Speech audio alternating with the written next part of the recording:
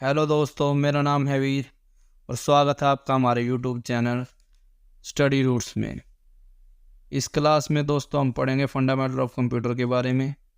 Fundamental of computer के बारे में जानने से पहले हम ये जान लेते हैं कि कंप्यूटर शब्द की आखिर उत्पत्ति क्या कहाँ से हुई है, इसका ओरिजिन क्या है। कंप्यूटर शब्द का ओरिजिन 16वीं शताब्दी में हुआ। 16वीं शताब्दी में कार्य के लिए या कैलकुलेशन के लिए ख़ास तौर पर महिलाओं को रखा जाता था, जो कंपनियों में या संस्थाओं में कैलकुलेशन का या कंप्यूटेशन का काम करती थी। इन्हीं महिलाओं को कंप्यूटर कहा जाता था। फिर 19वीं शताब्दी के अंत तक हमारे पास मॉडर्न डे कंप्यूटर आने शुरू हुए। इन मॉडर्न डे कंप्यूटर को भी कंप्यूटर कहा जाने लगा।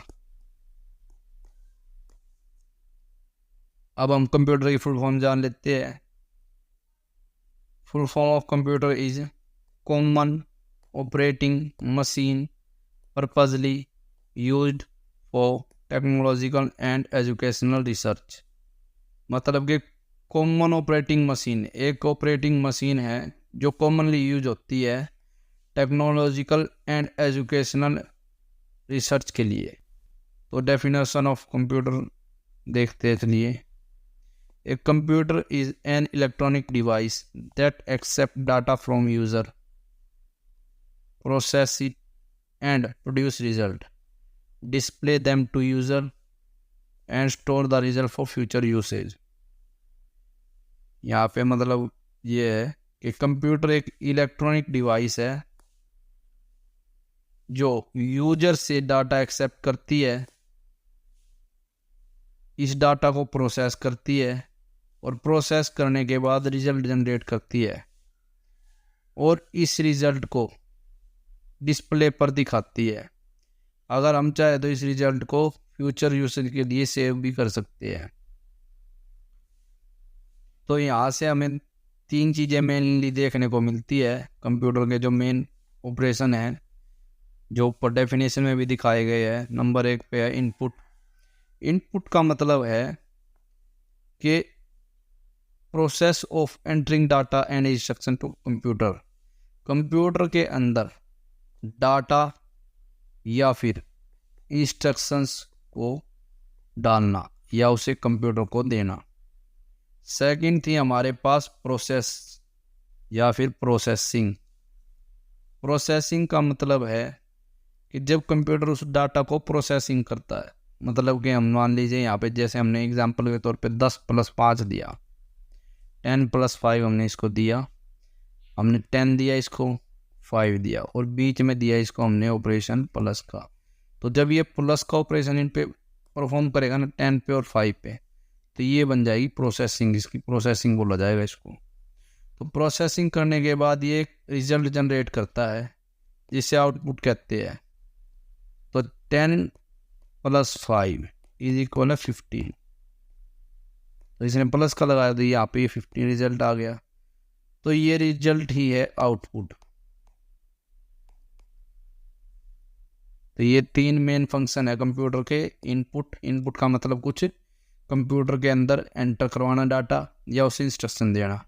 प्रोसेसिंग का मतलब है जो हमारी जो डाटा है या इंस्ट्रक्शंस है उसको कंप्यूटर फॉलो करेगा और उस पर ऑपरेशन लगाएगा। और आउटपुट है कि जो भी हमने डाटा दिया है, डाटा का प्रोसेसिंग के बाद एक रिजल्ट आएगा, उस रिजल्ट को बोला जाएगा आउटपुट। तो इस इनपुट और आउटपुट और प्रोसेसिंग के लिए कुछ डिवाइसेस होती है। चलिए उनके बारे में बात करते हैं। सबसे पहले जान लेते हैं इनपुट डिवाइसेस के बारे में कि कंप्यूटर में डाटा एंटर करवाने के लिए जो डिवाइसेस यूज होती है उसे बोलते हैं इनपुट डिवाइसेस। तो कीबोर्ड हो गया सबसे पहले। कीबोर्ड से हम कोई भी डाटा एंटर कर सकते हैं, जैसे कि कोई न्यूमेरिक हो गया, कैरेक्टर, या फिर कोई भी अल्फ़ाबेट हो गया। सेकंड हो गया हमारे पास माउस, राइट क्लिक हो गया, लेफ़्ट क्लिक हो गया। स्कैनर से हम कोई भी डॉक्यूमेंट या फ़ोटो को स्कैन करके कंप्यूटर में एंटर कर सकते हैं। जॉयस्टिक हो गया, ये गेम वगैरह खेलने के लिए काम आती है। ये लेफ्ट राइट अप डाउन ये चलती है, और उसके बटन होते हैं दो। तीसरा है माइक्रोफोन। माइक्रोफोन का यूज होता है कंप्यूटर के अंदर ऑडियो इनपुट के लिए। ऑडियो इनपुट के लिए यूज होता है माइक्रोफोन, अगर कंप्यूटर को हमें कोई भी ऑडियो इनपुट देना है। थर्ड हो गया हमारा टच पैड, जो हमारे लैपटॉप वगैरह पे लगी होती है। इससे भी हम कंप्यूटर को इंस्ट्रक्शन देते हैं, लेफ्ट राइट सिलेक्ट कर लेते हैं इससे। अब बात करते हैं आउटपुट डिवाइसेस की। आउटपुट डिवाइसेस वो डिवाइसेस है जो कंप्यूटर यूज करता है हमें आउटपुट को दिखाने के लिए या फिर देने के लिए। ठीक है, तो सबसे पहले बात करेंगे मॉनिटर। मॉनिटर पे क्या दिखता है हमें? आउटपुट दिखता है जो कंप्यूटर ने जनरेट करा। कोई भी इमेज हो सकती है, रिजल्ट हो सकता है, कोई भी कुछ भी हो सकता है। फिर है प्रिंटर। प्रिंटर हमें आउटपुट देता है पेपर के ऊपर। ठीक है, हार्ड कॉपी में कोई भी हमें आउटपुट दे देता है। थर्ड है स्पीकर। स्पीकर का यूज होता है ऑडियो आउटपुट के लिए।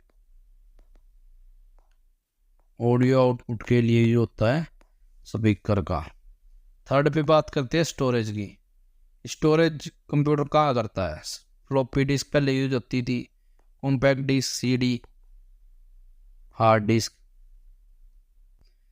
अभी डाटा के बारे में जानते हैं। Data is collection of raw fact that does not have a significant meaning और sense because of its raw nature.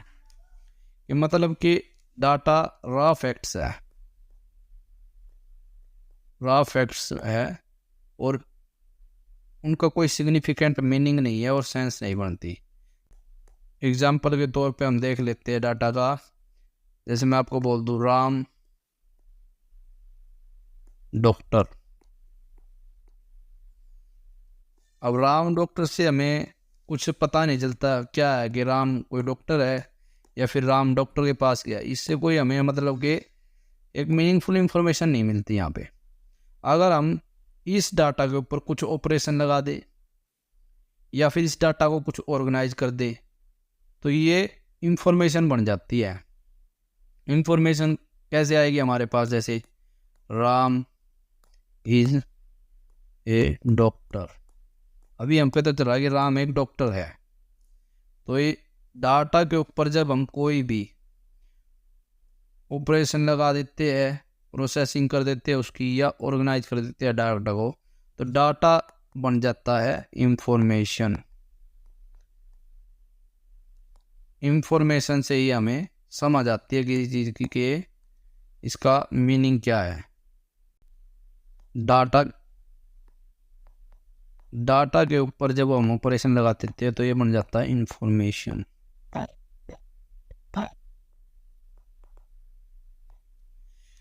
खाली डाटा का कोई मतलब नहीं होता, इंफॉर्मेशन ही हमें जानकारी देती है असली। तो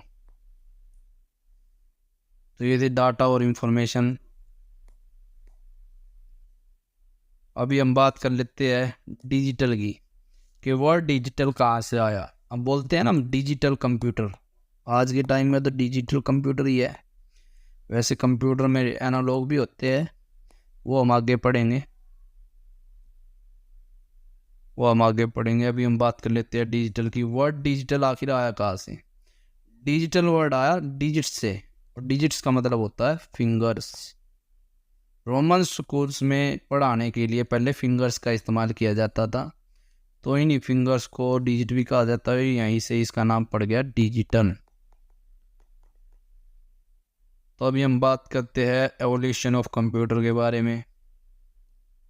कंप्यूटर का विकास कहाँ से हुआ? ये विकास कहाँ से होना चालू हुआ?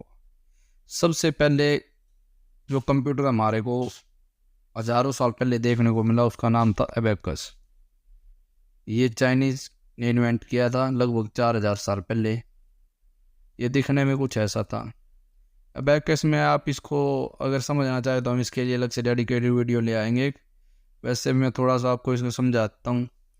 जैसे ऊपर 2 बाल दिखाई गई है, इन एक बाल की वैल्यू होती है 5 और नीचे की एक बाल की वैल्यू होती है 1।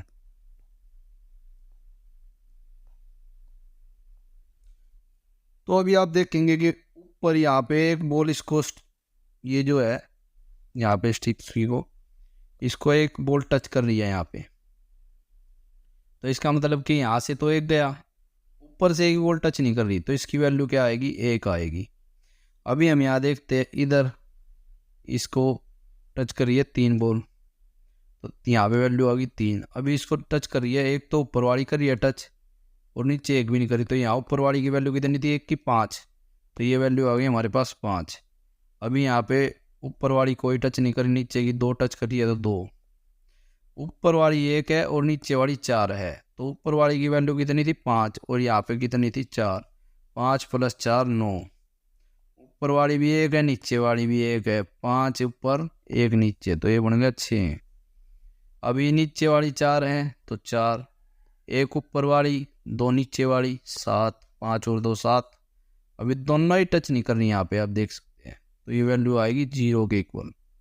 अभी यहाँ पे ऊपर वाली इसकी वैल्यू कितनी, तो ऊपर की 5, 3 हो गई, नीचे की 1 1 1, तो बन गया टोटल 8। तो ये ऐसे वर्क करता था अबेकस। फिर उसके बाद नेपियर बोन। अगर आप इसके ऊपर इसकी वर्किंग देखना चाहते हो तो हम आपके लिए एक डेडिकेटेड वीडियो ले आएंगे। नेपियर बोन ऐसे दिखता था कुछ। फिर आया पास्ट लाइन, ये ऐसे था पास्ट लाइन। फिर आया स्टेप्ड ओपनर, ये ऐसे दिखते थे। फिर आया डिफरेंस इंजन। ये डिफरेंस इंजन जब 1820 में इंट्रोड्यूस किए गए, ये चार्ल्स वेम्बिस के द्वारा इंट्रोड्यूस किए गए थे। और ये कहीं ना कहीं इससे हमारे जो आज के जो आधुनिक हमारे पास है लेटेस्ट जो हमारे कंप्यूटर है उसकी नींव रखी जा चुकी थी। तो एक चीज़ और नोटिस कर लेना, ये चार्ल्स वेम्बिस जो है इन्हीं को फादर ऑफ कंप्यूटर भी कहा जाता है। फादर ऑफ कंप्यूटर कौन है, चार्ल्स वेम्बिस। फिर आया एनालिटिक इंजन, ये भी इसके चार्ल्स वेम्बिस के द्वारा ही बनाया गया था। अभी ये चार्ल्स वेम्बिस फादर ऑफ कंप्यूटर, आप अगर इनके बारे में पढ़ना चाहे तो वीडियो को थोड़ा पॉज करके देख सकते हैं या PDF को डाउनलोड कर सकते हैं। तो आज के लिए इतना ही, कल हम बात करेंगे जनरेशन ऑफ कंप्यूटर और भी कुछ नए टॉपिक लेके आएंगे नेक्स्ट वीडियो में। वीडियो अच्छी लगी है तो प्लीज़ हमारे चैनल को लाइक सब्सक्राइब